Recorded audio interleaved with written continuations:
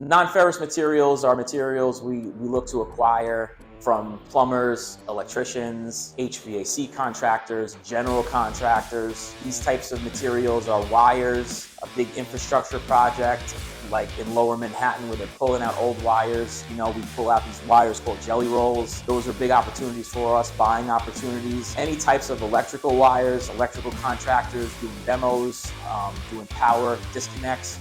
They're gonna pull big feeds or main lines of wires in warehouses and different buildings. They're gonna bring those in. That's gonna be your Bear Bright. We strip off the plastic coating and we sell it as Bear Bright, cut and prepped. Piping for your house, when houses are demoed, plumbing, all that stuff is copper number one, number two. That stuff is stuff we look for. Copper siding, copper sheathing, aluminum windows, elements, window companies and people that demolish houses will acquire, accumulate aluminum, bring it in. So these are the types of situations we look for. We have a lot of contractors that come here and bring us these non-ferrous materials. So if you're out there and you have non-ferrous, that's where you're gonna make your money, bring it in and we pay the most for it.